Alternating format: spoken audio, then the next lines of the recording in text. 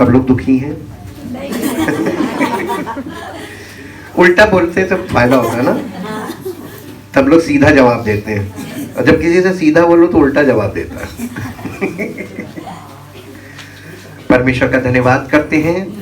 परमेश्वर ने हमें यहाँ पे काहे के लिए जमा होने का मौका दिया है? एवरी संडे काहे के लिए जमा होने को कहता है? देखिए, आने वाले समय में थोड़ा थोड़ा अंश अंश करके हम समझने लगेंगे, क्योंकि परमेश्वर का वचन इतना सरल नहीं है। आप भाषा उसकी पढ़ते हैं, लेकिन इतना सरल नहीं है कि आप एक बार में उसको समझ जाएं और एक बार में वो आपके जीवन में पूरा होने लगे। इतना सरल नहीं है जैसा कि लोगों को लगता है। बाइबल एक पुस्तक नहीं है। क्या बाइबल पुस्तक है? नहीं। फिर क्या है? जीवन। नहीं, बाइबल पुस्तक नहीं है तो फिर क्या है? In the form of book. Bible एक डिक्शनरी, वो है, लाइब्रेरी है। अब आपके ने कभी इस नजरिए से देखा नहीं होगा, बाइबल में कितनी किताबें हैं? अब ये बताइए कि 66 किताबें, लाइब्रेरी में कितनी किताबें होती हैं? एक से अधिक होती है ना? बाइबल में कितनी है? एक से अधिक है ना? तो ये लाइब्रेरी है। और ये लाइब्रेरी क्यों दी परमेश्वर ने? इस लाइब्रेरी का क्या काम है? लोग लाइब्रेरी में पहले क्यों जाते थे? खोज करते हैं, जब रिसर्च करते हैं, जब स्टडी करते हैं, तो लोग लाइब्रेरी में जाकर करते थे। परमेश्वर ने स्पिरिचुअल लाइब्रेरी दी है, और वो है Bible. Bible is the spiritual library. और इस स्पिरिचुअल लाइब्रेरी को आप कैसे यूज कर सकते हैं? बिना सहायता के और बिना पवित्र आत्मा के। पहली चीज, आपके जीवन में पवित्र आत्मा हो, और फिर पवित्र आत्मा से परिपूर्ण आपको एक गाइड भी मिले, तब जाके ये समझ में आएगा कि ये पुस्तक परमेश्वर ने हमें दी क्यों है। टू नो द ट्रुथ, सत्य को जानने के लिए। और सत्य को बाइबल जो पेश करती है, सत्य का स्वरूप according to the Bible, Bible के अनुसार सत्य का जो स्वरूप है वो क्या है? पियर्सिंग। सच कैसा होता है? इसको तलवार भी बोला गया, आत्मा की तलवार। इसका मतलब क्या है? ये आत्मा की तलवार कब बन जाती है? ये विरोधी के लिए आत्मा की तलवार है, और ये दो धारी तलवार है। ये सामने वाले पर भी चलती है और अपने पक्ष पर भी चलती है और विपक्ष पे भी चलती है। दो धारी का मतलब टू एज्ड। अब ये मान लीजिए आपके पास एक तलवार हो जिसमें आप चलाने वाले की तरफ भी धार है और सामने वाले की तरफ जिस पर आप चला रहे हैं उस पर भी धार है, दोनों तरफ धार है। तो जिस धार से आपने सामने वाले को मारा, वही धार आपके लिए भी काम करेगी, है ना? सेम है। इसमें हम ये नहीं कह सकते कि ये वचन मेरे लिए नहीं है, ये वचन उसके लिए है। ये वचन जो इसमें लिखा है और परमेश्वर की आत्मा के द्वारा जब बोला जाता है, तो ये वचन बोलने वाले पर भी वैसे ही लागू होता है, सुनने वाले पर भी इक्वली ये काम करता है। अब आपके ऊपर है कि आप सुनने वाला किस नजरिए से सुनता है और बोलने वाला किस नजरिए से बोलता है। जहां जो डिफरेंशिएशन होता है वो सुनने और बोलने वाले के बीच दोनों की विचारधाराओं का अलग अलग होना, ये इस तरीके से है। और हम परमेश्वर का धन्यवाद करते हैं कि जब प्रभु यीशु मसीह इस पृथ्वी पर थे और जब वो परमेश्वर के वचन बोलते थे, वो स्वयं वचन थे, वचन देहधारी हुआ था, पवित्र आत्मा उनके जीवन में आया। और जब पवित्र आत्मा उनके जीवन में आया तो सबसे पहले परमेश्वर का विरोधी कौन है मालूम है? शैतान ने उसके सामने चुनौती रखी, और वो चैलेंज क्या था? अगर तू परमेश्वर का पुत्र है।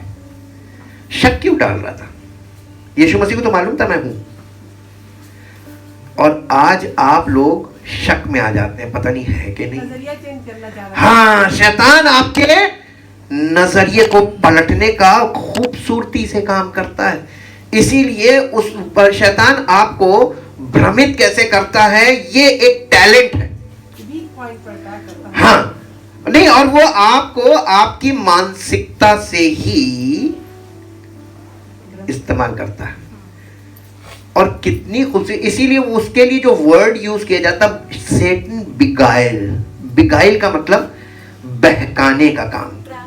हाँ, ट्रैप करना। और वो ट्रैप कैसे करता है, उसमें बहुत भावनात्मक तरीके से वो आपके सामने आएगा, फुल ऑफ इमोशंस।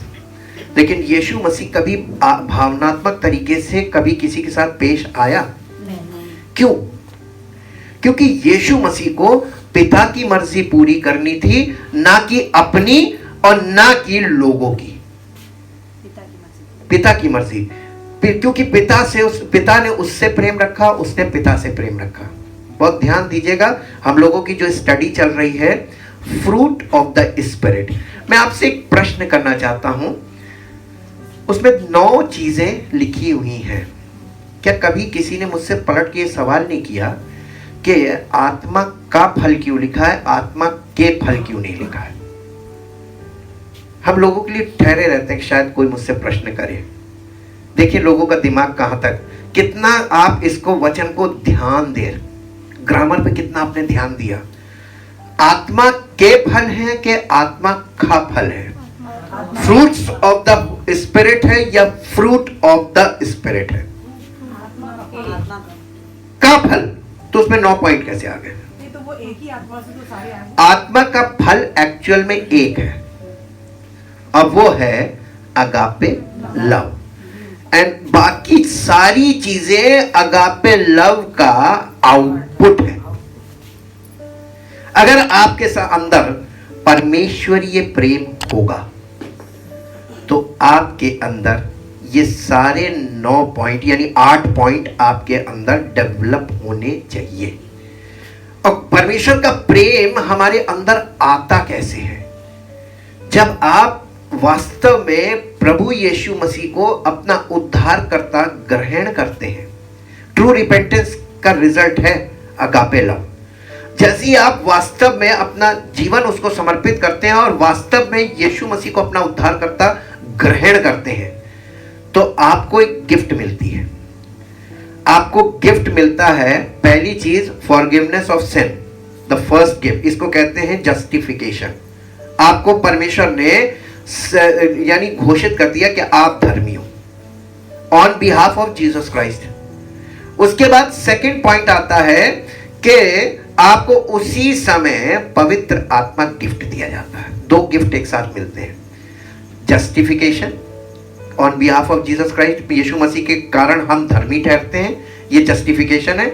और दूसरा, हमको पवित्र आत्मा दिया जाता है। क्वेश्चन कि जब आपने यीशु मसीह को ग्रहण किया और धर्मी घोषित किए गए, तो क्या आप वास्तव में धर्मी हैं? तो आपको धर्मी घोषित कर दिया, तो अब तो शैतान को मौका मिल गया कि ये धर्मी है नहीं, और परमेश्वर ने इसको धर्मी घोषित कर दिया। तो अब क्यों ना मैं इसको साबित करूं कि ये धर्मी है नहीं।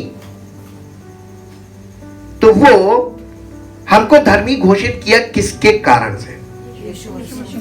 तो शैतान को क्या चीज दिखानी है कि यीशु मसीह इसमें नहीं है। हालेलुया। तो जस्टिफिकेशन वाले पार्ट में हमें कुछ नहीं करना, वो तो परमेश्वर बैठे बैठे हमारा उद्धार हो जाता है। यही हम आपको इतने सालों से बताने की कोशिश कर रहे हैं वचन से, जो कि इतना सरल नहीं है समझना।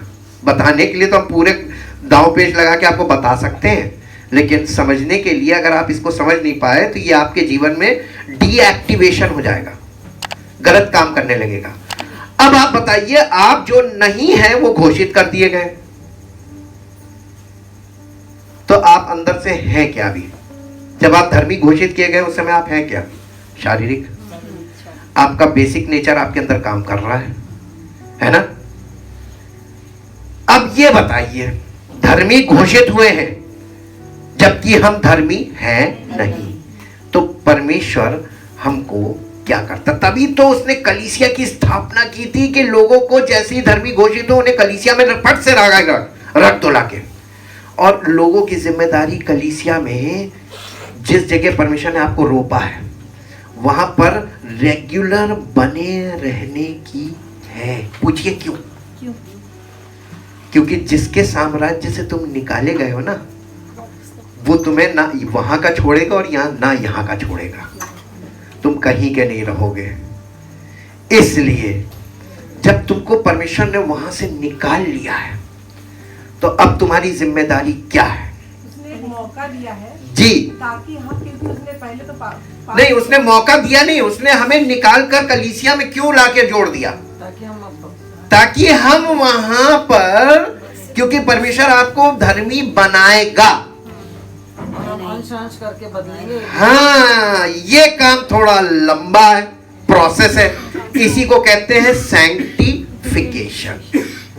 आज मेरे साथ एक पद निकाल के पढ़िए जो आपको मिलेगा, यूहन्ना रचित सुसमाचार 15 अध्याय का 2 पद। जो डाली मुझ में है, जो डाली मुझ में है और नहीं फलती, और नहीं फलती। क्यों यीशु मसीह ये बात बोल रहा है? जो इसका मतलब मसीह में बहुत से लोग हैं जो कलीसिया में रेगुलर है वो भी हैं, और जो कलीसिया में रेगुलर नहीं है वो भी हैं। जो डाली मुझ में है, इसका मतलब मसीह में 2 प्रकार के लोग हैं। ये मैं नहीं कह रहा हूं, ये कौन कह रहा है? ये यीशु मसीह खुद बोल रहा था, और आज हम वचन में से पढ़ रहे हैं। ये वचन बोल रहा है कि जो डाली मुझ में है और, इसका मतलब बताइए, कहने का मतलब क्या? जो डाली मुझ में है और नहीं फलती। नहीं, जो डाली मुझ में है, जीसस सेड, यीशु मसीह ने कहा जो डाली मुझ में है। क्या बताना मांग रहा है? कि जो ये कहता है कि मैं मसीही हूं, जो ये कहता है कि मैं यीशु मसीह पर विश्वास करता हूं, वो व्यक्ति, उसके बारे में बात हो रही है। वो डाली ना, उसी को डाली कह रहा है ना। जो डाली मुझ में है और नहीं फलती, इसका मतलब फलने का मतलब क्या होता है?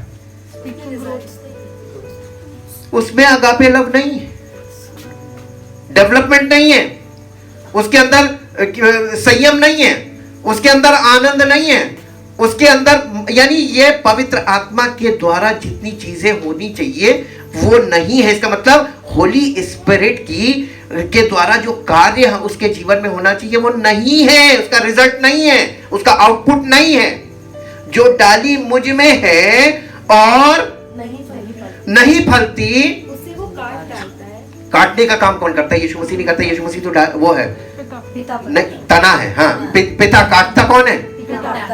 अरे बाप रे बाप, यीशु मसीह बहुत साफ साफ बता रहा है कि जो डाली मुझ में है और नहीं फलती, वो कौन? पिता काट देता है जी। और जो फलती है उसे वो छांटता है। किसे? जो डाली फलती है, उसे वो छांटता है। ये फलने वाली डाली कौन सी है? ये लोग कहाँ वाले हैं? जो रेगुलर रहेगा वही वो डाली बनेगा जो फलने वाली है। अब आप देखिए कि जो लोग रेगुलर हैं, आप अपने जीवन में देखिए, अगर आप रेगुलर हैं शुरू से और आपने रेगुलरिटी को बना के रखा है और आपने वचन को बहुत महत्व दिया है और आपने एक एक बात को समझने की कोशिश की कि किस कॉन्टेक्स्ट में क्या बोला जा रहा है, क्योंकि परमेश्वर का वचन हमेशा कॉन्टेक्स्ट बेस्ड बात करता है।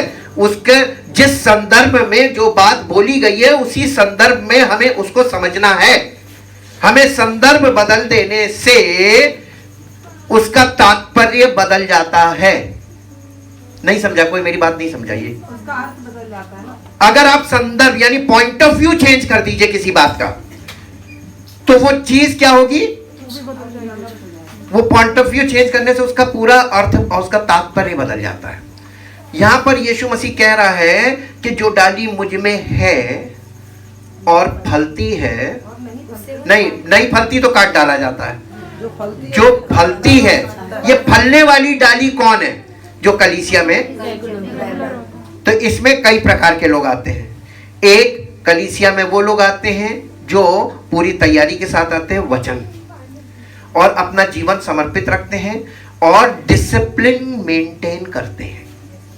अनुशासन के बिना, अधर्म का मतलब मालूम क्या है? अनुशासनहीनता। और धर्म का मतलब मालूम क्या है? अनुशासन।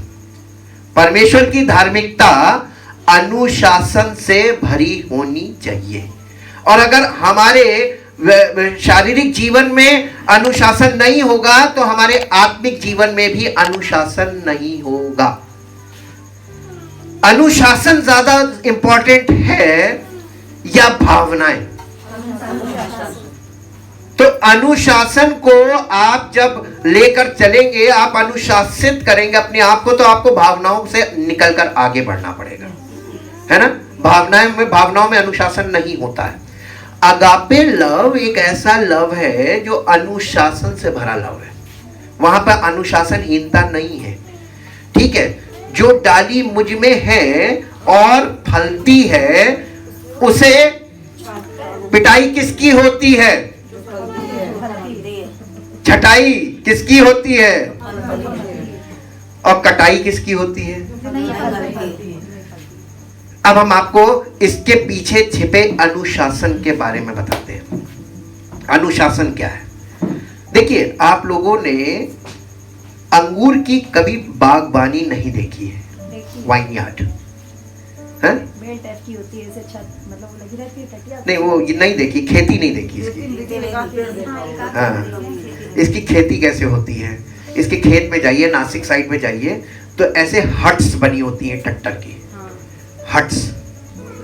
हाँ, और उसमें एक पेड़ लगा दीजिए, एक हट बनाइए और उसमें एक अंगूर की बेल लगा दी। अंगूर की एक्चुअली बेल होती है, वो उसके ऊपर ऐसे करके पूरी छा जाती है चारों तरफ, और इसके जो फल होते हैं वो ऊपर से ऐसे गुच्छे लटकते हैं, है ना।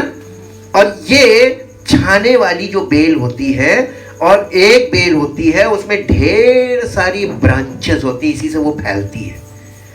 कलीसिया का जो मतलब है वो इसी में छिपा हुआ है, अंगूर की खेती में। कलीसिया क्या है मालूम है? यीशु मसीह एक बेल, उसने यही कहा था, मैं दाखलता हूं और तुम सब डालियां हो। हम उसी दाखलता की डालियां हैं जिसमें फल लटकेंगे। और इसमें फल कैसा होता मालूम है? अंगूर एक ऐसा फल है जो प्लूरल है। कभी आप अंगूर का दाना खरीदने नहीं गए होंगे और आप मांगेंगे भी तो नहीं देगा। अंगूर का हमेशा गुच्छा ही मिलेगा, है ना। तो अंगूर जो है, द फ्रूट, एक गुच्छा क्या कहलाएगा? फ्रूट कहलाएगा क्या? फ्रूट्स ना, किसी ने एस लगा दिया था। एक गुच्छा फ्रूट है भाई, वो पूरा फ्रूट है। एक फ्रूट, अंगूर का एक गुच्छा क्या है? फ्रूट। और जब वो अलग अलग दाने जो होते हैं ना, बड़े सस्ते बिकते हैं लास्ट में। हाँ, उसकी वो टूट गए। तो ये जो अब आत्मा का फल है, अब आपको समझ में आया होगा ना। अंगूर का गुच्छा, ये गुच्छा है, और ये गुच्छा आपके जीवन में पवित्र आत्मा ही पैदा कर सकता है, आत्मा का फल। हालेलुया। और इसलिए आप इसको बिल्कुल संदर्भ से बिल्कुल मत भटकिए कभी। परमेश्वर का वचन बिल्कुल संदर्भ में बात करता है। दुनिया के लोग कुछ भी कहते रहे, कहने दीजिए। आप सबको संदर्भ समझाने मत बैठिए, आप अपने जीवन में अपना संदर्भ सही कर लीजिए, फल आपके जीवन में आ जाएगा और दुनिया के लोगों को जवाब प्रभु देगा, है ना। उसने हमसे ये कहा ही नहीं है कि कोई तुम्हें कुछ बोले, उसने कहा कोई एक गाल पे चांटा मारे। तो ये वाला फल अगर पवित्र आत्मा नहीं होगा तो कर पाएंगे?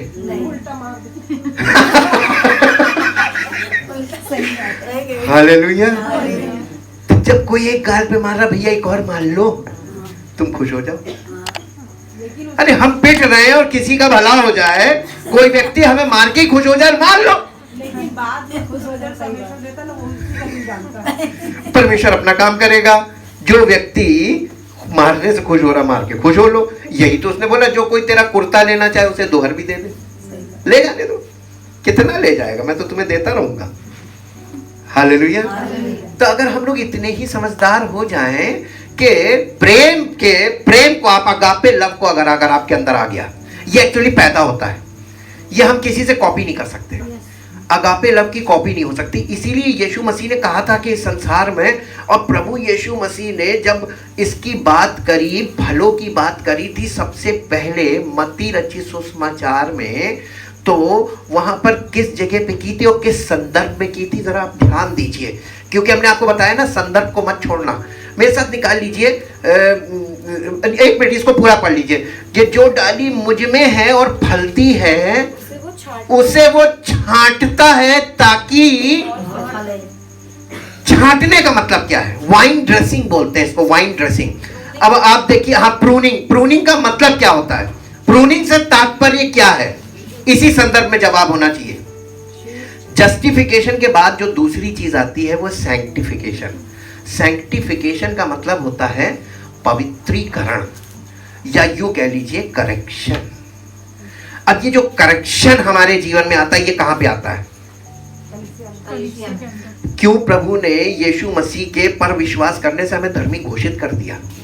उसने हमारे लिए चैलेंज पैदा कर दिया कि मैंने तुम्हें धर्मी घोषित किया है, लेकिन साबित तुम नहीं कर पाओगे कि तुम धर्मी हो, साबित तो मैं ही करूंगा। तो तुम कलीसिया में उपस्थित रहोगे और उसका हिस्सा बन जाओगे, तो मसीह की देह में मैं क्या करूंगा? सैंक्टिफिकेशन।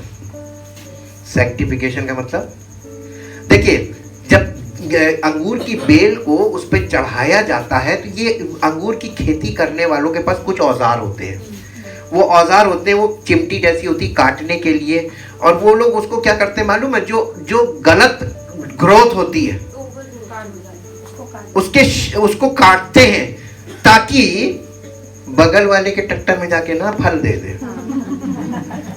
आपकी बेल की एक डाल उधर चली गई और बगल वाले के ट्रैक्टर में चली गई, तो उसका फल हो जाएगा वो डांस ये नहीं करना पड़ा। हाँ, तो वो काटी जाती है। जो एक्स्ट्रा ऑर्डिनरी ग्रोथ होती है, जो गलत बढ़ रही होती है, उसको क्या करता है? काट देता है। और अंदर की तरफ जो गलत दिशा में जाते कि बेल बढ़ती कैसे है, तो आप इसको समझेंगे तब आपको ये संदर्भ क्लियर हो जाएगा। बेल बढ़ती है तो उसके अंदर एक ऐसी लटा टाइप की होती है जो आगे जाके चीजों को पकड़ती है ना? वो एक जटा सी निकलती है, वो उसको लपेटती है, उसी से वो बेल वहां रुक जाती है। फिर वो थोड़ी दूर पे जाइए, वो एक लटा सी निकलती है, वो बेल जो है उस लटा से वो पकड़ती रहती है। तो जब गलत जगह पे पकड़ती है तो उस लटा को काट देते हैं। इसी को कहते हैं वाइन ड्रेसिंग। हाँ, स्प्रिंग टाइप की। थोड़ा सा रिसर्च करेंगे तब आपको गहराई पता चलेगी कि क्या कहा गया है। हमारे जीवन में भी कई बार इमोशंस में बहुत सी गलत इमोशंस कुछ ज्यादा हो जाते हैं और सही इमोशंस घट जाते हैं। ये वो लटाएं हैं जो हमें गलत जगह पे खींच लेती हैं और सही जगह से डिस्कनेक्ट कर देती हैं। वो हमें यहां से काटता वापस सही जगह इधर बढ़ाओ। ये है छटनी। इसी को वो छांटता है। क्यों छांटता है? ताकि जब छटाई होती है, उसकी वाइन ड्रेसिंग होती है, ताकि और फल बढ़े। फल बढ़ने के लिए होती है। तो आपके और हमारे जीवन में पवित्र आत्मा, पिता पुत्र पवित्र आत्मा कार्य करते कहां? कलीसिया में। और काहे के लिए करते? उद्देश्य क्या होता है? ताकि हमारे जीवन में आत्मा का फल बढ़े। और यीशु मसीह ने कहा तुम्हारे जीवन में आत्मा का फल होगा, इसी से पिता की महिमा होगी। काहे से? अब देखिए, इसी संदर्भ को हम मत्ती में चल के देखते हैं। मत्ती रचित सुसमाचार उसका 7 अध्याय उसका 15 पद। 7 अध्याय का 15 पद जी। झूठे भविष्यवक्ताओं से अब यहां पर यीशु मसीह, ऊपर हेडिंग क्या लिखी हुई है? जैसा पेड़ वैसा फल। जैसा पेड़, देखिए वही संदर्भ है। अब जैसा पेड़ वैसा फल। कौन बुद्धिमान है? यीशु मसीह के हम? हाँ, हम तो उसके नौकर हैं। हम तो इस लायक भी नहीं कि उसकी जूती छू ले। उसने तो कहा था बंदर खोलने के बाद, वो तो बड़ी बात है। हम तो इस लायक भी नहीं उसकी जूती छू ले, है ना? और उसने लोगों को ये बताने की कोशिश की कि जैसा पेड़ वैसा फल। अब सबसे पहली बात यीशु मसीह ने क्या बोली? नहीं, जैसा पेड़ वैसा फल, इस संदर्भ में उसने क्या बोला? झूठे भविष्यवक्ताओं से ओ, पेड़, पेड़, झूठे भविष्यवक्ता भी पेड़ है। झूठे भविष्यवक्ताओं से सावधान रहो, जो भेड़ों के भेष कैसे भेष में आते हैं? भेड़ों के, भेड़ का मतलब होता है प्रभु के विश्वासी, और भेड़ों के भेष में आते हैं, तुम्हारे पास आते हैं। हाँ, देखने में वो लगेंगे विश्वासी जी, परंतु अंतर में का मतलब अंदर से वे फाड़ने वाले भेड़िए, वे फाड़ने वाले भेड़िए हैं। उनके फलों से, अरे फिर आ गए फल, उनके फलों से उनके पहचानना है। अब ये बताइए कि अगर आप प्रभु की भेड़ हैं अंदर से, तभी आप पहचान पाएंगे। तुम्हारे अंदर अंगूर का गुच्छा लगा है। नहीं, तभी आप पहचान पाएंगे। और अगर आप भेड़ नहीं हैं, उसी के जैसे हैं, तो आप उसको नहीं पहचान पाएंगे, क्योंकि जैसा वो वैसे ही है ना। इसी को हिपोक्रेसी कहते हैं। अब देखिए, ये यीशु मसीह ने जिस संदर्भ में बोला था, उस संदर्भ को आप चल के देखिए। यहाँ पर एक एम्पलीफाइड में देखेंगे तो यहाँ वर्ड्स लिखी हुई है, और क्योंकि बाइबल इंटरप्रेट इटसेल्फ, ये फॉर्मूला हमेशा याद रखिएगा, बाइबल खुद से इंटरप्रेट करती है। इसके नीचे एक रेफरेंस दिया हुआ है एम्पलीफाइड में, यिर्मयाह नबी की, यहेजकेल की पुस्तक, उसका 22 अध्याय और उसके 25 पद से पढ़िए जरा। 22 अध्याय के 25 पद से यीशु मसीह इस संदर्भ में, इसी संदर्भ से उसने क्यों शुरू किया? पेड़ और फल की बात कर रहा था, लेकिन यीशु मसीह ने शुरुआत झूठे भविष्यवक्ताओं से कर दी। तेरे भविष्यवक्ताओं ने तुझमें राजद्रोह की गोष्ठी, ये इजराइल से कहा जा रहा है, इजराइल द नेशन से कहा जा रहा है, इजरायली लोगों से कहा जा रहा है, यहूदियों से कहा जा रहा है कि तेरे भविष्यवक्ताओं ने तुझ में राजद्रोह की गोष्ठी की। उन्होंने गरजने वाले सिंह के समान अहेर मतलब किसके बारे में बात कर रहा है? इजराइल द नेशन, यहूदी लोगों के बारे में और यहूदियों के भविष्यवक्ताओं के बारे में। यहूदियों में इतना भविष्यवक्ताओं को वो लोग मानते थे, और भविष्यवक्ताओं दो प्रकार के होते हैं, एक परमेश्वर की ओर से और एक झूठे बने हुए। ठीक, ये झूठे भविष्यवक्ताओं ने क्या किया? यहूदियों को भ्रमित करने का काम किया, परमेश्वर के वचन से, परमेश्वर की आज्ञाओं से भ्रमित करने का काम किया। और भ्रमित कैसे करते थे, ये एक अलग विषय है, हम इसमें आगे देखेंगे जी। और प्राणियों को खा डाला है, और प्राणियों को खा डाला है। वे रखे हुए अनमोल धन को छीन लेते हैं। कौन? झूठे भविष्यवक्ता क्या करते हैं? वो नहीं, वो रखे हुए हैं। फिर से पढ़ो। वो रखे हुए अनमोल धन को, वो रखे हुए अनमोल धन को, यानी आपको जो पवित्र आत्मा का वरदान मिला है, ये अनमोल धन है, उसको वो छीन लेंगे। कितनी आसानी से छीन लेंगे कि जब तुम्हारे अंदर फल पैदा ही नहीं होगा जी। और तुझमें बहुत स्त्रियों को, और तुझमें बहुत स्त्रियों को विधवा कर दिया है।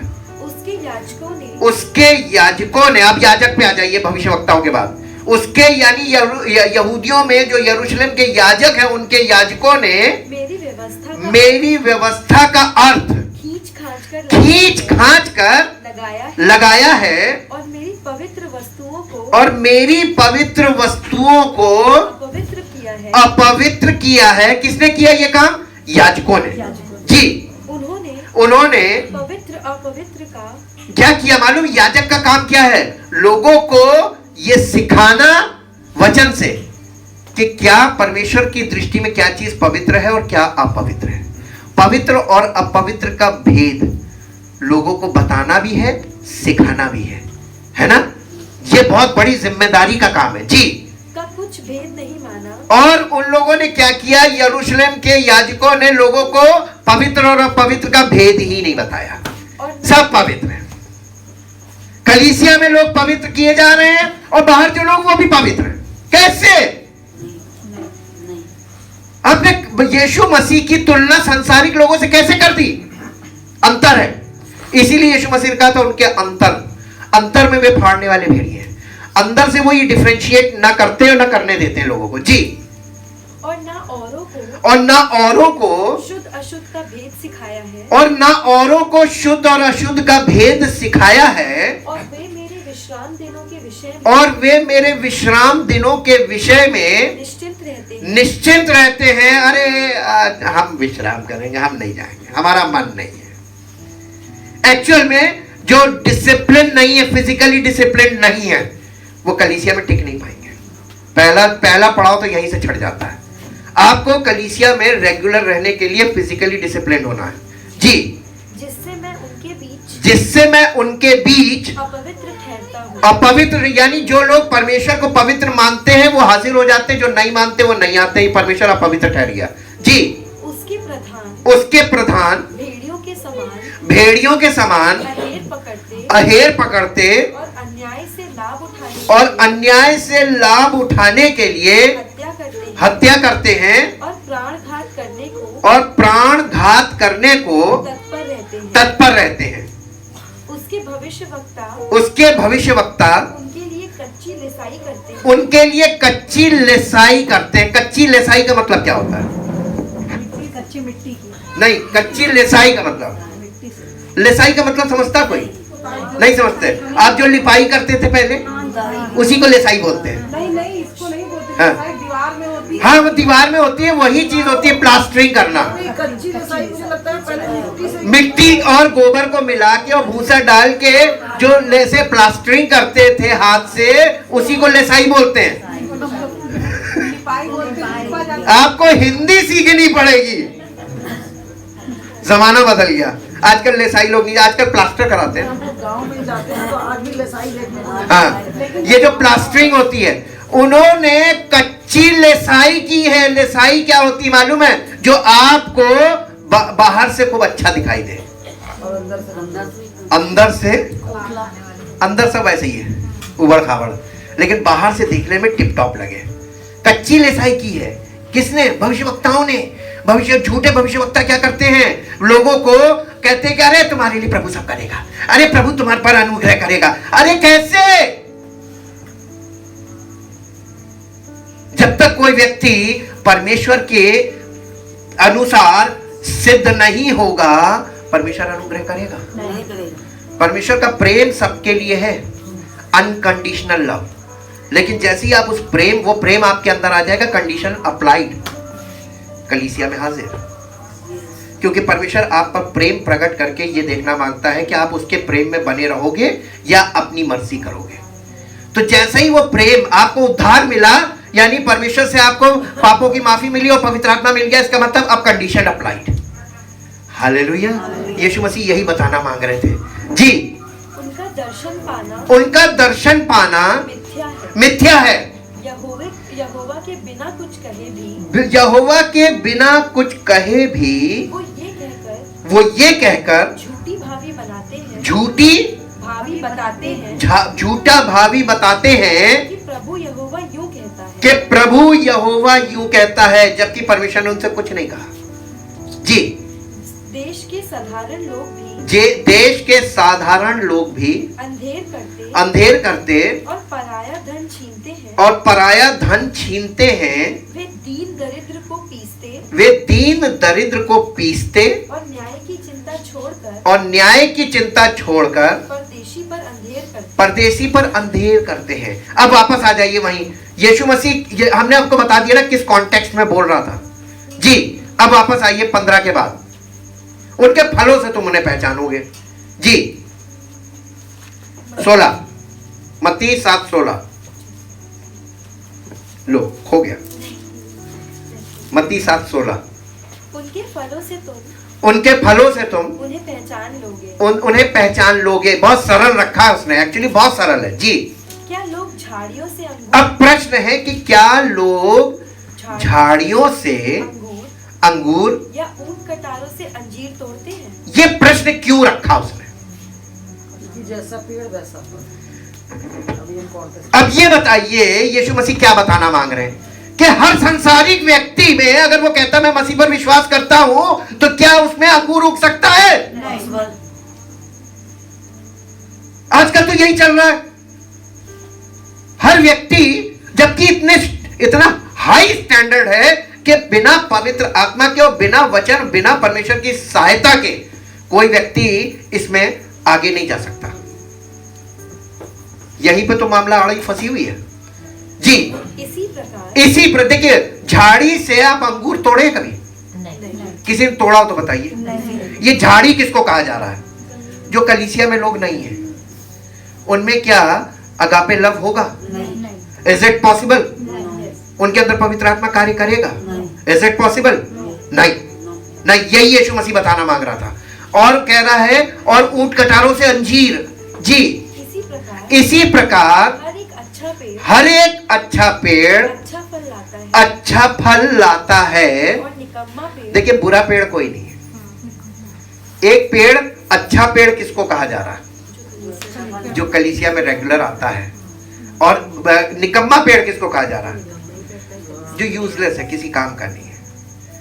वो किसी काम का नहीं है, वो यूजलेस है। निकम्मा का मतलब जो कुछ किसी लायक नहीं है जी। बुरा फल लाता है, वही बुरा फल लाता है। अच्छा पेड़ बुरा फल नहीं ला सकता, ये चैलेंज उसका है। और ना निकम्मा पेड़ अच्छा फल ला सकता। ये एकदम ऑपोजिट्स हैं। दो पेड़ हैं, एक निकम्मा पेड़ है और एक अच्छा पेड़ है। अच्छा पेड़ किसको कहा जा रहा है? जो प्रभु की उपस्थिति में बने हुए, मसीह की देह का हिस्सा है। क्योंकि परमेश्वर काम कहाँ कर रहा है? मसीह की देह के लिए। यीशु मसीह ने प्राण किसके लिए दिया? कलीसिया के लिए।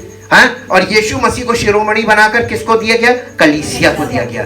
तो कलीसिया में ही वो जगह हुई ना।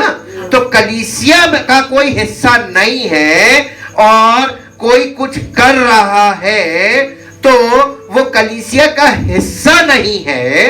इसलिए परमेश्वर वो इंडिविजुअल बॉडी हो गया ना। वो कोई पेड़ हो सकता है, कोई झाड़ी हो सकती है। क्या उसमें अंगूर निकलेगा? फल निकलेगा? जिस फल की बात की कलीसिया, यानी आत्मा का फल। आत्मा के फल में इतने गुण हैं। जल्दी से मेरे साथ एक चीज निकालिए, एक जगह चलिए जहां पे आपको मिलेगा पहला कुरिन्थियों अध्याय 13 4 से 7 पद। पहला कुरिन्थियों 13 अध्याय, इसी कॉन्टेक्स्ट में है ये सब। हाँ, 4 पद से पढ़ो। प्रेम धीरजवंत है। प्रेम धीरजवंत है। प्रेम धीरजवंत कौन सा प्रेम? ये वो प्रेम है जो पवित्र आत्मा के द्वारा। तो जब पवित्र आत्मा हमें दिया जाता है तो हमारे अंदर क्या आता है? नहीं, कितनों में धीरज है? अच्छी भूमि पर के वे हैं, अच्छी भूमि पर के वे हैं जो कलीसिया में बने रहते हैं और धीरज से। फल कैसे आएगा? कि तुरंत ये आए और फल पैदा हुआ और बस ताबड़तोड़? कहीं ऐसा होता है? अरे यार इस पे काम एक बीज बो तो समय पर ही फल आता है। तो नहीं आता। कैसे? इसको निकालिए, यहां पे कुछ लगाइए क्योंकि हम लोग कंपैरेटिव पढ़ेंगे। मत्ती रचित सुसमाचार 13 अध्याय, मत्ती रचित सुसमाचार 13 अध्याय, इसको कंपैरेटिव पढ़ेंगे। ठीक है, कंपेयर कर करके 13 अध्याय, 13 अध्याय का बेटा हिंदी में ना 13 अध्याय का, हाँ 13 अध्याय यहाँ पढ़ो। हाँ, अब इसको पढ़िए, मत्ती का 13 अध्याय का 19 पद। जो कोई परमेश्वर के राज्य का सुसमाचार सुनकर नहीं समझता, उसके मन में जो कुछ उसने सुना था या बोया गया था, उसे वो दुष्ट आकर, कौन? दुष्ट आकर छीन ले जाता है। एक बात बताइए, शैतान छीन ले जाता है? शैतान तो अब एक ही बार उसने काम किया था आदम और हवा के जीवन में। हम किसकी संतान है? तो हमारे अंदर जो स्वभाव है वो अपने आप में सेठनिक है ना। तो शैतान आता होता नहीं है। एक्चुअली आपका स्वभाव खुद ही, अरे छोड़ो जाने दो, ये लोग ऐसे ही कहते रहते हैं। आप सुसमाचार 100 लोगों को सुनाइए, उसमें इक्का दुक्का ही लोग जो हैं वो आपको परस्यू करना चाहेंगे, बाकी लोग सुनकर क्यों? सुसमाचार को सुनकर वो सुना, इधर से सुना इधर से निकाल दिया। जी, ये चलते फिरते होता है। जी, ये वही है जो मार्ग के किनारे। हाँ, यानी चलते फिरते आप लोगों को सुसमाचार सुनाते रहिए। इससे पहले की पीढ़ियों ने यह काम खूब किया, स्ट्रीट प्रीचिंग। उसका रिजल्ट आज कहां दिखता है? नाम बहुत ज्यादा फैल गया, यीशु मसीह का फेमस हो गया, लेकिन कितने लोग मसीह में आए? कलीसिया में जाके देखिए, कोई नहीं, सिद्ध कोई नहीं हुआ। जी, और जो पथरीली भूमि पर बोया गया, ये वो है। यानी ऐसा भी है कलीसिया में, जब वचन बोने का काम जहां से हो रहा है तो वहां पर पथरीली भूमि वाले लोग भी मिलेंगे कलीसिया में। उनमें जो वचन जाएगा वो वचन गया उनके अंदर, फिर क्या हुआ? जो वचन सुनकर तुरंत आनंद के साथ मान लेता है। अरे ऐसे लोग होंगे कलीसिया में जो वचन को तुरंत सुनेंगे, आनंद से ग्रहण कर लेंगे। क्या बात बोली, अरे आपने क्या प्रचार किया, खुश हो गए। जी, पर अपने में जड़ ना रखने के कारण वो थोड़े ही दिन का है। क्या हुआ? थोड़े दिन बाद क्या हुआ? नहीं, थोड़े दिन बाद उसके साथ क्या हुआ? वचन सुना था, ग्रहण किया था, उस दिन बड़ा उत्साहित था, अब क्या हुआ है? नहीं तो क्यों? नहीं क्यों? उसके अंदर क्या कमी थी? वहां पे लिखा हुआ, आप लोग कॉन्टेक्स्ट में रहिए ना, कॉन्टेक्स्ट है। जड़ ना, देखिए हमने कहा था ना, कॉन्टेक्स्ट में जब आप वचन को पढ़ें, जब वचन को सुने, कॉन्टेक्स्ट से बिल्कुल इधर से दाएं बाएं मत होइएगा, उसी कॉन्टेक्स्ट में जवाब दिया गया है। अपने में उस व्यक्ति में क्या चीज पैदा नहीं हुई? वचन सुनने के बाद वो वचन में स्थिर क्यों नहीं हुआ? जड़ का मतलब क्या होता है? फाउंडेशन। वचन के द्वारा आपके अंदर परमेश्वर कलीसिया में क्या करता है? फाउंडेशन डालता है। फाउंडेशनल टीचिंग कहते हैं इसको। ये हार्ड होती है। फाउंडेशन कैसी होनी चाहिए? हार्ड, चट्टान, उसी पर तो बिल्डिंग टिकेगी। तो हार्ड टीचिंग फाउंडेशनल टीचिंग है, और वो जड़ ना रखने के कारण क्या होता है? थोड़े दिन बाद वो आपको गायब। जी, और जब वचन के कारण क्लेश या उपद्रव होता है तो तुरंत ठोकर खाता। उसको चोट क्यों लग रही वचन से? क्योंकि जड़ नहीं है, फाउंडेशन नहीं है। ये उसके अंदर अगापे लव है ही नहीं, इसलिए वो चोट खाएगा। जी, जो झाड़ियों में बोया गया, ये दूसरे प्रकार के लोग हैं। जो झाड़ियों में बोया गया, ये वे हैं जो वचन को सुनते तो हैं, लेकिन इनके साथ पैरेलल चलने लगता है। वचन भी सुन रहे हैं, संसार की चिंता, धन का धोखा, ये कैसे होगा, घर बनाना है, पैसा कहाँ से आएगा, पता नहीं लोन मिलेगा कि नहीं मिलेगा, और बेटी की शादी कैसे होगी, हम बेटी की शादी कहाँ करेंगे, ये संसार की चिंता भी चल रही है और वचन भी सुन रहा है। दो चीजें साथ साथ, दो धाराएं साथ साथ चल रही है। जी, और धन का धोखा वचन को दबाता है। वो जो वचन वो सुन रहे हैं ना, उसको और वो फल नहीं लाता, वो भी फल नहीं लाता। पवित्र आत्मा उस पर काम नहीं करता है। जी, जो अच्छी भूमि में बोया गया, ये वे लोग हैं जो वचन को सुनकर समझता है, जो वचन को सुनते हैं, पहली बात, दूसरी बात समझते हैं, और तीसरी बात फल लाते हैं। धीरज से फल, लूका में लिखा है धीरज से। प्रेम धीरज बनते हैं। अगापे लव जब आपके अंदर आ जाएगा ना, तब आपके अंदर धीरज आएगा। बने रहो। अरे सब आएंगे, कितने आए कितने गए हैं। बहुत से लोग यहाँ पर पुराने हैं जो जिनके सामने कितने आए और कितने चले गए, लेकिन जो चले गए तो कहाँ चले गए? चले गए। हालेलुया। लेकिन आप हरे भरे हैं। क्यों? जो बना रहेगा वो जड़ पकड़ेगा, उसी में आत्मा का फल उत्पन्न होगा। हालेलुया। यीशु मसीह बहुत पाठ पाठ करके इन चीजों को बता रहे हैं और सिखा रहे हैं और समझा रहे हैं कि तुम्हारे जीवन में। अब फिर वापस आ जाइए 1 कुरिन्थियों 13 अध्याय 4 पद के आगे। प्रेम धीरजवंत है, प्रेम धीरजवंत है और कृपालु है, और कृपालु है। कृपालु का मतलब क्या होता है? कृपा करने वाला। कौन सा? Agape love. जब पवित्र आत्मा आपके अंदर होगा तो ये अगापे लव आपके अंदर से निकलेगा, कृपा। जी।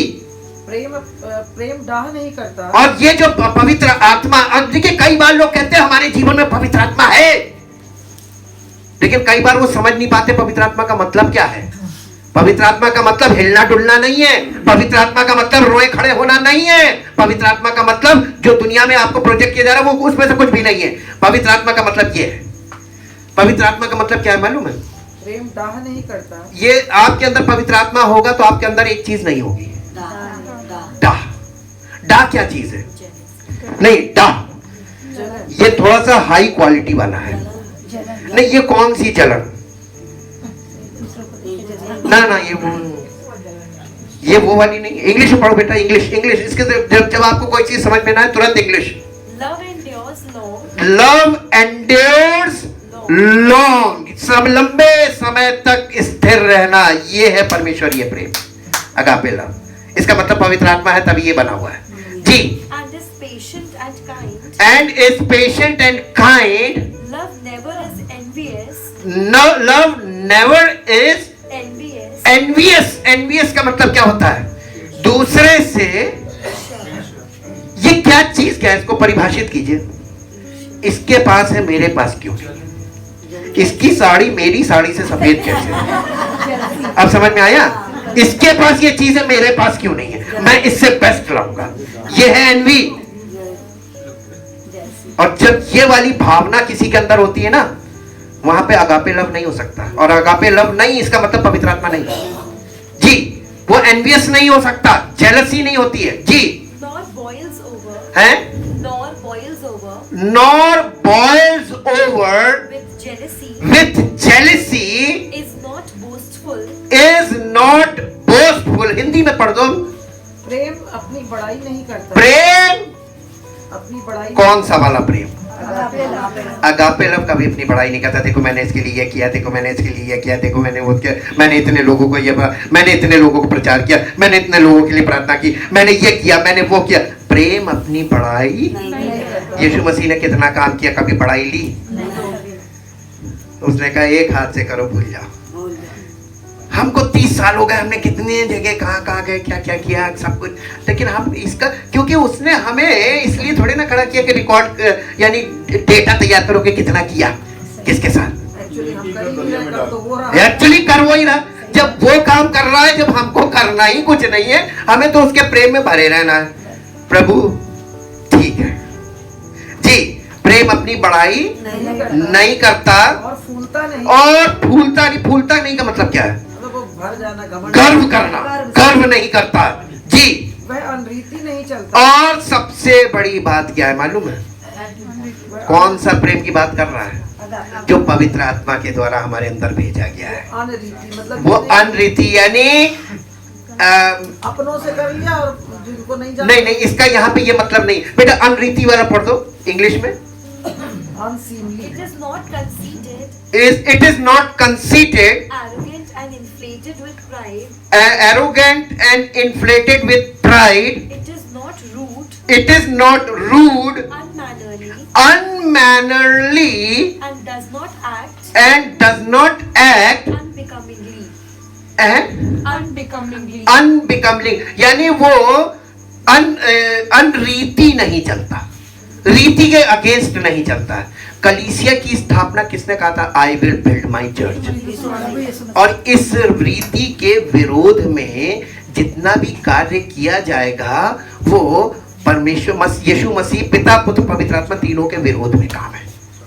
इसको आप हिब्रू ग्रीक से जाके देखिएगा तो आपको पता चलेगा। अनरीति यानी उसने एक तरीका बनाया है कि पवित्र आत्मा यहां काम करेगा इन द चर्च।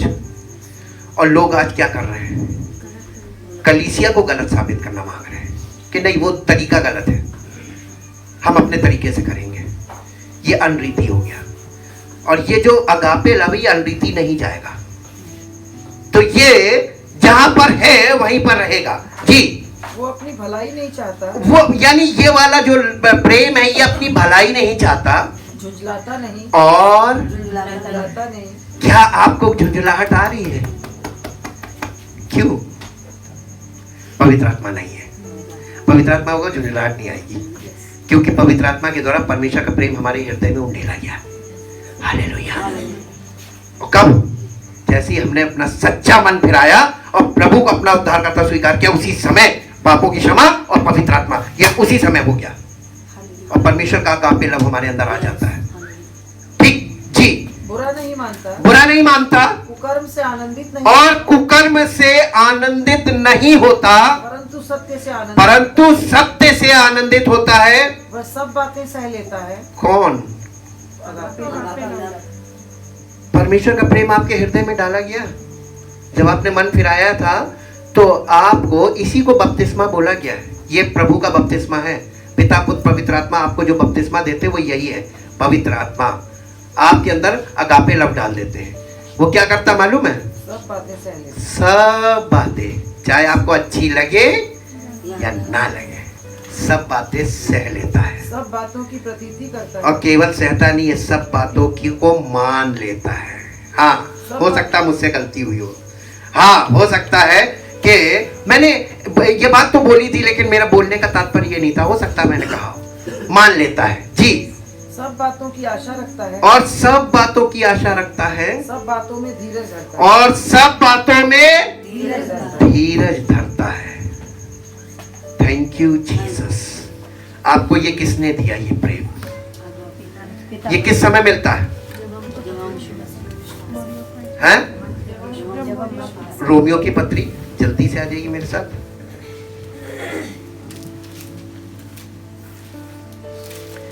उसका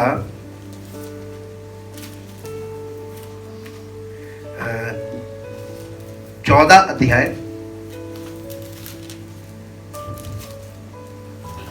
और 17 पद पढ़िए।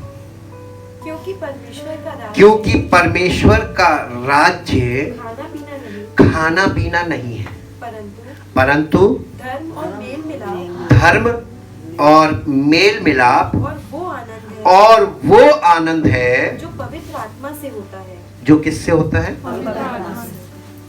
ये जब आपके जी, ये कहाँ पे ये कलीसिया की बात की जा रही है। इसको इंग्लिश में पढ़ो बेटा।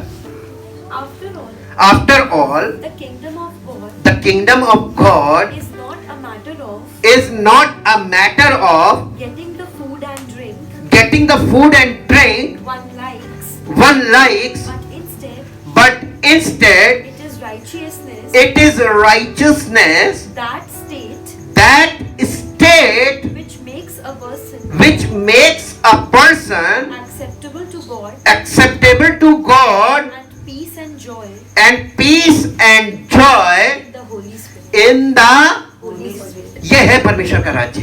परमेश्वर का राज्य मालूम क्या है? ये परमेश्वर की धार्मिकता की वो अवस्था में आपको पहुंचा देगा जहां पे आनंद और पवित्र आत्मा के साथ एक दूसरे के साथ फेलोशिप हो रही है। हालेलुया। और ये कहां पे काम होगा? This kingdom is in the church. ये है कलीसिया में। संसार में क्या है? Kingdom of the world. We all are citizens of the kingdom of the world and we also are the citizens of the kingdom of God. आप dual citizenship में आ गए। अब आप ये बताइए dual citizenship किसकी होती है? हाँ, किसकी होती है? राजदूत लोगों की होती है। और अगर आपको लगता है कि आप मसीह के राजदूत बना दिए गए हैं, आप संसार में रह तो रहे लेकिन आप परमेश्वर के राज्य के वारिस भी हैं। आप परमेश्वर के राज्य में भी हैं, आप वहां के रहने वाले निवासी हैं। तो आपके जीवन में परमेश्वर का राज्य होगा कि नहीं होगा? तो जब आप in the church, this is the embassy of the kingdom of God. और जब आप बाहर जाते हैं, you are an ambassador of the kingdom of God and you are working in the kingdom of the world. तो आपके पास dual citizenship है। आदर के साथ है ना? तो आपके पास जिम्मेदारी भी है। किसकी? अपने राज्य की। यीशु मसीह ने उससे क्या कहा था? मैं तुझे, पतरस से कहा था, मैं तुझे स्वर्ग के राज्य की कुंजियां दूंगा, और जिसके लिए तू खोलेगा उसके लिए खुल जाएगा, और जिसके लिए तू बंद करेगा बंद हो जाएगा। आपको मालूम है इसका मतलब क्या हुआ? ये ऑपरेटिंग है। आप एम्बेसडर के पास कब जाते हैं? जब आपको उसके देश जाना होता है, वीजा लेने जाते हैं, वीजा पावर है, तो आपको अनुमति कौन देगा कि आप मेरे देश जा सकते हैं? एम्बेसडर ही देगा ना। We are the ambassadors of the kingdom of God. लोगों को किंगडम में लाने के लिए अनुमति कौन देगा? We people. हम लोगों को किंगडम में ला सकते हैं। अब कोई आके भाग जाए, जान भागने दीजिए, लेकिन आप लोगों को किंगडम में ला सकते हैं। और बाहर तो सब लोग एक साथ हैं, पता ही नहीं चलता, लेकिन जब वो किंगडम में आता था उसे पता चलता, अच्छा तुम यहाँ, तुम ये हो। असली पहचान आपकी कहाँ पता चलती? कलीसिया में, कि आप क्या है। हालेलुया। संसार में आप एक कॉमन मैन हैं, हो सकता है आप बाकी लोगों से बिल्कुल निम्न हो, लेकिन in the kingdom of God you are the ambassador. आप मसीह के राजदूत हैं। Thank you Jesus. राजदूत वाला माइंडसेट आपके अंदर इसलिए नहीं क्योंकि आपको मालूम ही नहीं कि आप क्या बना दिए गए। आपने यीशु मसीह पर विश्वास किया, अब आप उसके राजदूत बन गए हैं, और राजदूत बनने के साथ साथ आपकी जिम्मेदारी बढ़ गई है। अब आपकी जिम्मेदारी क्या है मालूम है? कि आप लोगों को अनुमति दे सकते हैं कि तुम परमेश्वर के राज्य में आ सकते हो। आप लोगों को ला सकते हैं, और उनका वो, अगर लोग उनको वो राज्य, परमेश्वर के राज्य, परमेश्वर की सामर्थ उनके जीवन में कार्य करेगी, तो वो भी परमेश्वर के राज्य के वारिस बन सकते हैं। Thank you, thank you, thank you Lord. नए साल में हम लोग अब थोड़ा सा जागरूक होंगे। अभी तक हम ये कह रहे थे हमें क्या मिलेगा, हमको कहाँ, हमें ये नहीं मिला, हमें वो नहीं मिला। अब आप ऊपर उठ जाइए, आपको सब परमेश्वर ने सब कुछ दे दिया है। जिसने अपना पवित्र आत्मा दे दिया, जिसने अपना पुत्र दे दिया, पुत्र ने अपना प्राण दे दिया, परमेश्वर ने शुरू से दिया ही तो है। और एक चीज आपको बता दे कंक्लूड करते समय, प्रभु यीशु मसीह के आने से हजारों वर्ष पहले वचन में उसके बारे में जितनी बातें लिखी गई, वो एज इट इज उसके जीवन में पूरी हुई कि नहीं। ये इस बात का प्रमाण है कि मसीही लोगों के विषय में परमेश्वर के वचन में जितनी बातें लिखी गई हैं और जैसी लिखी गई हैं वैसे ही उनके जीवन में पूरी होंगी अक्षरशः। इसलिए आप लोगों के तमाम तरीके के प्रचारों से, तमाम तरीके के विचारों से, तमाम तरीके के नजरियों से कभी परेशान मत होइएगा, क्योंकि आपके पास ये है, ये राइट इंफॉर्मेशन बुक है। और ये राइट इंफॉर्मेशन बुक आपको बताएगी कि जैसे यीशु मसीह के लिए जो बातें लिखी अक्षरशः उसके जीवन से पूरी हुई, वैसे ही उसकी कलीसिया और उसके लोगों के लिए जितनी बातें इसमें लिखी गई हैं और जिस तरीके से लिखी गई हैं उसी तरीके से उनके जीवन में भी पूरी होंगी। इसलिए परमेश्वर का वचन बहुत इंपॉर्टेंट है। Thank you, thank you, thank you Lord, thank you Jesus. अपने स्थान पे खड़े हो। Thank you Lord. परमेश्वर का प्रेम पवित्र आत्मा के द्वारा हम सब के दिलों में उंडेला गया है। हमें एक ही आत्मा पिलाया गया है। बार बार हम पढ़ते हैं इस पद को। Thank you Jesus. यदि कोई कहता है कि मैं परमेश्वर से प्रेम रखता हूं और उस भाई से जिसे वो देखता है प्रेम नहीं रखता, तो लिखा है वो झूठा है। लेकिन हम आपस में एक दूसरे से जब प्रेम रखते हैं तो परमेश्वर हमारे बीच में रहता है, क्योंकि परमेश्वर कभी ऐसे आपको दिखाई नहीं देगा, लेकिन अगापे लव अगर है तो परमेश्वर है, क्योंकि परमेश्वर अगापे लव ही है। निस्वार्थ प्रेम जो पवित्र आत्मा के द्वारा हमारे हृदय में भेजा गया है वही परमेश्वर है।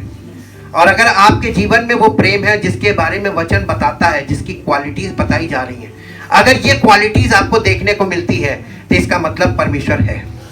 और अगर ये क्वालिटीज नहीं है, शारीरिक स्वभाव काम कर रहा है। इसीलिए पौलुस ने गलातियों 5 में कहा कि शरीर के काम तो प्रकट है। ये शैतान के काम नहीं है, ये शरीर के काम है। जलन, कुढ़न, ईर्ष्या, क्रोध, क्रोध, विरोध, वहां पे पूरी लिस्ट दी हुई है शरीर के काम। ये शरीर के काम है। अगर आपका शरीर किसी चीज से नफरत खा रहा है, आपका शरीर ग्रहण नहीं कर रहा है, आपका शरीर किसी चीज से एलर्जी हो रही है उसको, तो ये एलर्जी क्यों हो रही है? इसलिए शरीर के काम लिखा हुआ है कि शरीर के काम हो रहे हैं इसलिए एलर्जी हो रही है। लेकिन आत्मा का फल, उसी के कंपैरिजन में लिखा, आत्मा का फल ये है। अगर आत्मा का फल आपके अंदर होगा तो शरीर के कामों को, शारीरिक लोगों को, उनके शारीरिक व्यवहार को आपके जीवन में कोई फर्क नहीं पड़ेगा। यीशु मसीह को कभी कोई फर्क नहीं पड़ा। लिखा है वो गाली सुनकर, यीशु मसीह को इसका मतलब लोगों ने गालियां दी, लेकिन गालियां नहीं लिखी है। लेकिन ये बात जरूर लिखी हुई है कि वो गाली सुनकर गाली नहीं देता था। यीशु मसीह ने गालियां सुनी, यीशु मसीह को लोगों ने धक्के मारे, यीशु मसीह की दाढ़ी नोची गई, यीशु मसीह के साथ जो दुर्व्यवहार किया गया, अगापे लव के कारण उसने कहा, हे पिता इन्हें क्षमा कर, क्योंकि ये नहीं जानते कि क्या कर रहे हैं। जब आपके अंदर ये वाला प्रेम होगा तो आप कहेंगे, हे प्रभु ये नहीं जानते कि क्या कर रहे हैं। Thank you Jesus. इसीलिए कहा गया है कि अगर तुम, पवित्र आत्मा तुम्हारे जीवन में है, तुम मसीह पर विश्वास करते हो तो माफ कर दो। क्या हमें एक दूसरे को माफ करना चाहिए क्या? बिना माफी के ये कभी हम साबित ही नहीं हो पाएगा कि हम प्रभु में है और प्रभु हम में है। यही प्रमाण है। जब यीशु मसीह ये कह रहा था कि हे पिता इन्हें क्षमा कर, तो ये यीशु मसीह कह रहा था कि पवित्र आत्मा परमेश्वर का प्रेम कह रहा था। परमेश्वर का प्रेम माफी मांगता है, परमेश्वर का प्रेम माफ करने के लिए बोलता है। लेकिन क्या आप माफ करने को तैयार हैं? जिस किसी को किसी पर कोई दोष देने का कोई कारण भी हो तो एक दूसरे की सह लो। क्या आप सहने के लिए तैयार हैं? अब हम अगले संडे से आगे बढ़ेंगे, क्योंकि अब वो चीज हम कंप्लीट कर रहे हैं। मसीह की व्यवस्था को हमने कंप्लीट किया है, क्योंकि मालूम है परमेश्वर की व्यवस्था प्रेम पे आके कंप्लीट हो जाती है, प्रेम सिद्ध करता है। Thank you, thank you, thank you Lord. परम पिता परमेश्वर, हम आपका हृदय से धन्यवाद करते हैं एक एक व्यक्ति के लिए, क्योंकि प्रभु यहाँ पर हो सकता है एक व्यक्ति हो, लेकिन ये एक व्यक्ति नहीं, ये एक परिवार को रिप्रेजेंट कर रहा है। प्रभु यहाँ पर इतने लोग हैं, ये इतने परिवार हैं, रिप्रेजेंटेशन ऑफ फैमिलीज है। हम चाहते प्रभु जितने लोग हैं इतने परिवारों में आपकी अद्भुत सामर्थ प्रकट हो, आपका अद्भुत प्रेम प्रकट हो, आपकी अद्भुत महिमा प्रकट हो, और ये सब परिवार पवित्र आत्मा के द्वारा फलवंत हो। इनमें आत्मा का फल लगे, इनके जीवन से आत्मा का, पवित्र आत्मा का प्रकटीकरण हो उन फलों के द्वारा, जिसके बारे में हम लोगों ने पिछले हफ्ते में प्रभु गहन अध्ययन किया और पूरी तरीके से उन बातों को समझकर अपने जीवन में लागू किया है कि हे प्रभु, हम समझ गए आपके वचन को, आप हमसे क्या चाहते हैं। हम चाहते हैं पिता परमेश्वर के शरीर के कामों पर ये लोग जयवंत हो और आत्मा के फलों के द्वारा प्रकट हो, प्रकटीकरण हो, ताकि मसीह की महिमा हम सब के द्वारा हो और सारा आदर, सारी महिमा आपको मिले। इस प्रार्थना को आपके इकलौते पुत्र प्रभु यीशु मसीह के नाम से मांगते हैं, आमीन। Thank you Jesus. अपने स्थानों पे